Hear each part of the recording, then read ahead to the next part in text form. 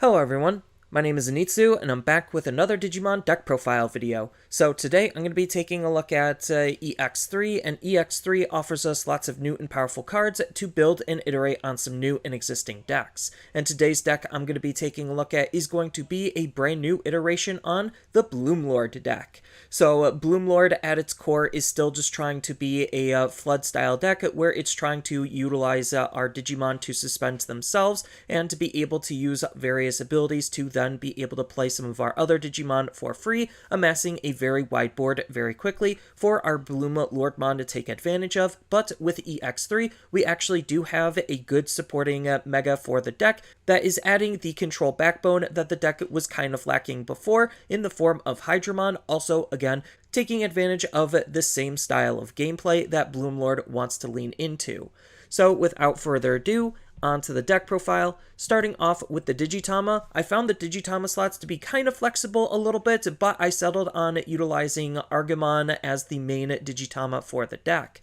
So what this Digimon is doing is it's just allowing us to gain some extra memory, and in green, we want as much tempo as we possibly can. So I just found the fact that when we're unsuspending, being able to gain a memory just helps us make more powerful plays when our Digimon are sticking around. And then the 5th Digitama could really be anything you want it to be if you want to run a 5th Digitama. I just like Gummymon just because I do want some card draw in the deck, and it's one of the best green cards that allows us to draw cards literally for the act of suspending the opponent's Digimon down, and we have a lot of cards to help us be able to suspend the opponent's Digimon down to be able to allow us to get this card draw at any stage. Next, I'm still going to be running 4 copies of Mushroomon. So Mushroomon is a very tempo efficient rookie, not only just hard playing for 2 and being at 3000 DP, which is pretty decent for a rookie stat line, but the fact that it's fitting on theme, being a vegetation, makes it a very appealing card to use.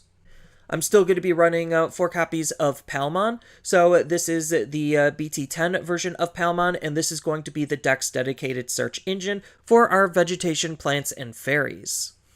Next, I'm going to be running 1 copy of Terriermon. So this is the BT3 version of Terriermon, and this is going to be the rookie floodgate for the deck to use. I was originally utilizing Pomumon. Even though Pomumon was on theme, sometimes he did have some anti-synergy with the deck because we do play a lot of our Digimon by card effects, and Pomumon blocks that. And Terriermon as the alternative, even though he's not on type with how the deck wants to function, he's still just pretty good at stopping the opponent from being able to gain memory, which is still a pretty prominent strategy in the game. Pomumon also becomes less viable just because we're going to be seeing less cross hearts, and Pomumon was really only in the deck just to try to stop the cross hearts from playing their Digimon off of their tamers. So that's why I'm making the shift from Pomumon to Terriermon, but it's a kind of a flex spot on which one you feel like you want to run. But speaking of Pomumon, next I'm going to be running the brand new EX3 version of Pomumon, and this version of Pomumon is interacting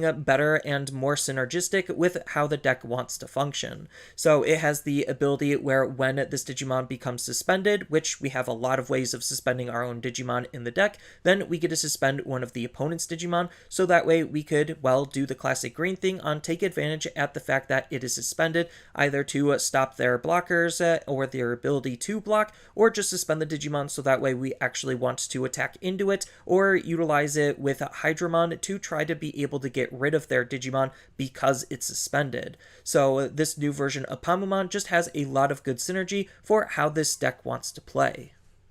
Next, on to the champions. I'm still going to be running 4 copies of RedVegiemon, and, well, RedVegiemon is just the tempo-efficient level 4 for the deck, not only having a low play cost and a low evo cost, but also being on type with being a vegetation and 3000 DP, so that way we have abilities to be able to help play him for free if we don't just feel like hard playing him to be able to climb our stages as effectively as we possibly can. Next up, I'm going to be running 4 copies of Sunflowmon. So Sunflowmon is one of the cards that's allowing us to be able to start flooding the field and swarming the board with its when digivolving ability, on top of the fact that it has a nice inheritable ability that's also letting us try to draw some extra cards. And then the last champion of the deck I'm going to be running is kind of a flex spot in the form of 4 copies of Weedmon. So Weedmon I'm literally only playing just because of its stat line and the fact that it's a vegetation. We're no longer utilizing Digiburst, so its inheritable ability doesn't matter, but it's just extra copies of RedVegiemon, just a little bit more expensive on the play cost, but that doesn't necessarily matter if we're just playing it off of our abilities for free anyway. Next, on to the ultimates, I'm going to be running 2 copies of Cherrymon. So Cherrymon has the Digisorption ability himself built in to be able to reduce his Digivolution cost, so that way he's actually Digivolving for 1, which is pretty tempo efficient. He's also a vegetation, so again, he's just fitting on type with how the deck wants to play, and the fact that he comes with Digisorption to suspend himself also is pretty good for triggering a lot of our abilities. Then he's just going to be acting as one of the defensive backbones for the deck, just because he's acting as a pseudo blocker, where we just get the ability to be able to redirect the opponent's attack to one of our suspended Digimon, so he's just a good card to just sit on the field with our Megas and be able to stop a lot of the opponent's potential aggro.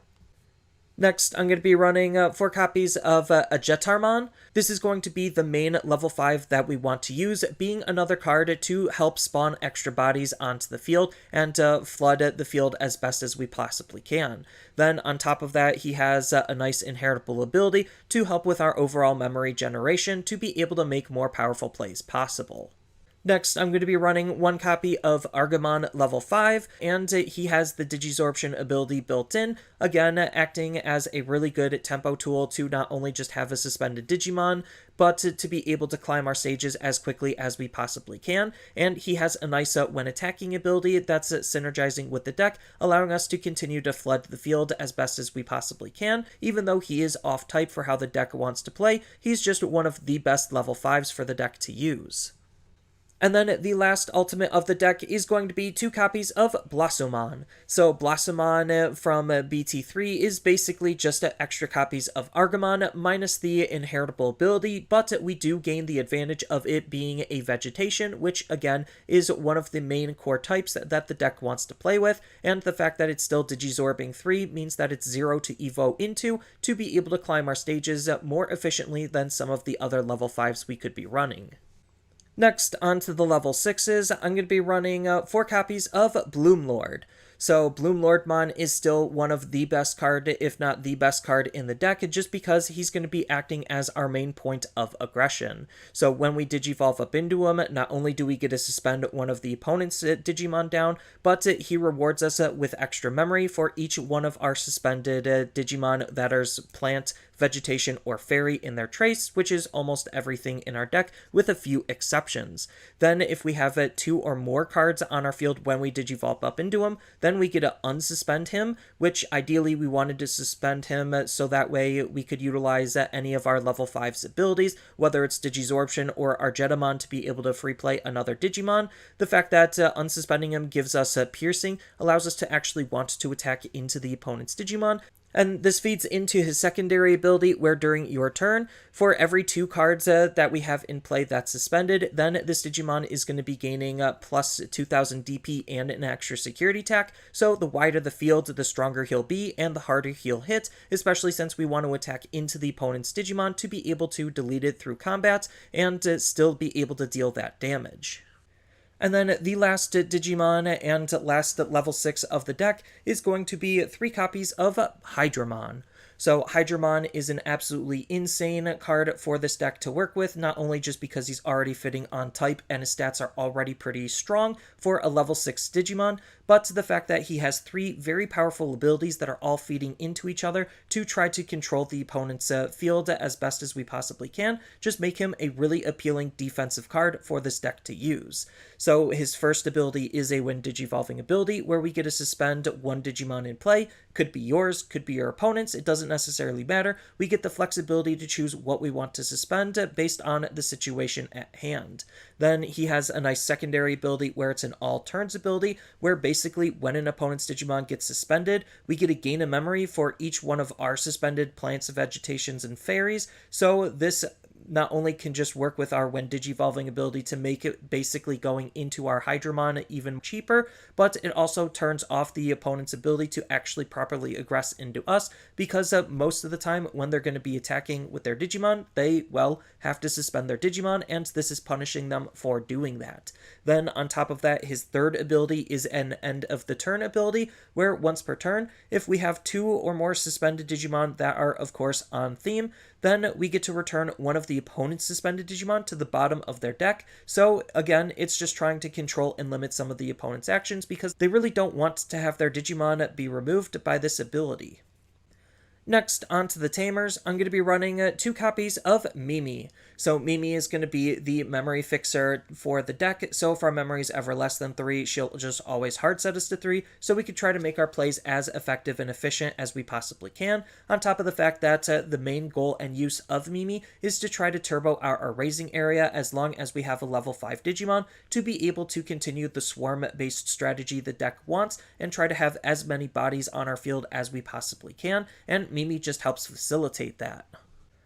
Next, onto the options, I'm going to be running 1 copy of Gran del Sol. So Gran del Sol is basically the green equivalent to Gaia Force, except it's a little bit better than Gaia Force for how this deck wants to work. So the fact that if we're forced to use it from our hand, it has an ability to help reduce its cost in order to use the card for what we're trying to already do in the deck by just having suspended Digimon in play is already super good at just making this card even more efficient to use. But the fact that we get to suspend one of the opponent's Digimon down and tuck one of their suspended Digimon down, obviously the main target is probably going to be the one that you suspended initially, just makes it a very good removal option that could bypass certain forms of protection, with its security ability activating its main for that big security threat. Next, I'm going to be running 1 copy of Hidden Potential Discovered. So Hidden Potential Discovered is absolutely insane, especially for how this deck wants to play, because we're already trying to suspend and have our Digimon already be suspended. So the fact that we could suspend one of our Digimon for 0 and reduce the cost of the Digivolution from our green Digimon by 5 is just absolutely insane amount of tempo and pressure that we could gain off of this card. And for a very similar style of reason, I'm also going to be running 2 copies of Śānti. So Samādhi is another option that just lets us try to suspend our Digimon down, again because our Digimon want to be suspended for our higher stage Digimon in order to get the most out of them, but the fact that it's just your stereotypical suspend option where we're trying to suspend the opponent's Digimon down is also super valuable, except it's even more than that because it could also target the opponent's Tamers and it keeps them stun locked or basically suspended until the end of the opponent's next turn, with the security ability just being your classic suspend effect that also can still target the opponent's Tamers as well as their Digimon. And then the last card in the deck and last option is going to be 3 copies of Green Memory Boost. So Green Memory Boost is just going to be one of the deck's key consistency cards just because we don't have a whole lot of ways of searching through the deck. So having Green Memory Boost to have us help search through our deck in order to find the cards that we need, and the fact that this is a memory boost means that it's going to go into the battle area for its secondary main ability of delay to gain us 2 memory later to make even more powerful plays possible. And then we have a whole bunch of other tech and tools that we could think about incorporating into the deck, all depending on what you actually want to gain out of the deck and the meta that you're expected to be playing against. So as I mentioned before, you could swap in the Pomumon as the rookie floodgate for the deck, but it does have a little bit of anti-synergy stopping us from playing our Digimon by our card effects, but it still also stops the opponent, and because we're the controller of this card, we do have ways to be able to Digivolve off of this card, but it still has that anti-synergy to keep in mind. Then we do have a couple of different Palmons that we could think about incorporating into the deck. So we do have the starter deck Palmon if you're looking to gain some extra DP when we're making more aggressive lines of play. Or if you want to try to increase the deck's overall consistency, then we do have the BT1 Palmon to act as a searcher for our level 4 Digimon. And continuing on the theme of added consistency, we also have Togemon as another on-theme Digimon for us to use that's also looking for our level 5 or higher Digimon, which is where the majority of our important pieces are. Or if you want to play something a little bit off theme but still synergistic with how the deck wants to play, then we do have Parasauromon that can take advantage of the fact that he wants to be suspended by allowing us to try to flood the field even easier, and on top of that he has a pretty decent inheritable ability that allows us to be able to try to suspend the opponent's Digimon down. Then we do have some other really good level 5s that we could think about utilizing. So we do have Pistmon, which is a vegetation, so it is fitting on theme with the deck, on top of the fact that it does come with Digisorption, so he can suspend himself to go into our higher stages, and his inheritable ability just allows us to increase the overall DP of our Digimon for our suspended Digimon. Or if you wanted to run something new, then we do have the Entomon from EX3 that could allow us to be more aggressive just because, again, he has the Digisorption ability, and if we have enough Digimon in play, then he could unsuspend himself so we could actually be aggressive with the card, so we want to attack with him to get him in a suspended state before we go into our higher stage Digimon. Or if you're just thinking of other aggressive lines of play utilizing level 5s, we do have Chimeramon to play around with. Even though he is off theme, he still could take advantage of the fact that we want to spam out Digimon on the field, and the Digimon we're ideally wanting to spam is going to be level 4 Digimon, so we could just line up easy DNA Digivolution plays with Chimeramon. And then if you really feel like you want to run a supplementary Mega on top of the ones that we do have Nidhoggmon that could take advantage of the opponent's Digimon being suspended and basically act as a mini board wipe. I don't feel like we need him as much considering we do have Hydramon, which is trying to do something similar. Or we could think about utilizing Shivamon to try to stop the opponent from utilizing their options and try to passively burn their security at the same time. But if we're also trying to think about burning the opponent's security, then we do have Omnimon Merciful Mode as a possible level 7 that the deck can use, just because he could be disruptive towards the opponent's game plan if they have any trash-based synergies, on top of the fact that he's basically going to burn the opponent's security and then go back into our desired level 6, is still just making him a very good card to think about utilizing. Or if you just want another generic level 7 for the deck, then we do have Chaosmon to add some extra aggression, just because he does have piercing natively, and he does have the ability to unsuspend himself and be able to attack into the opponent's unsuspended Digimon. Then we do have various other tamers that we could think about incorporating into the deck, so if consistency is something that you're worried about, then you could easily slot in Davis instead of Mimi to act as that memory fixer while adding consistency to the deck because it does search for a blue and a green Digimon, so it's at least finding us our green Digimon off the top 3. And if you are running Davis, then that does open the doors for us to want to use Megadeth as a really good removal option, where it's kind of doing something similar to Gran del Sol, except bouncing it back to the hand instead of the bottom of the opponent's deck. But we do just have a lot of other green tech and tools that we could think about leaning into, all depending on what you have space for and the options that you feel like wanting to include.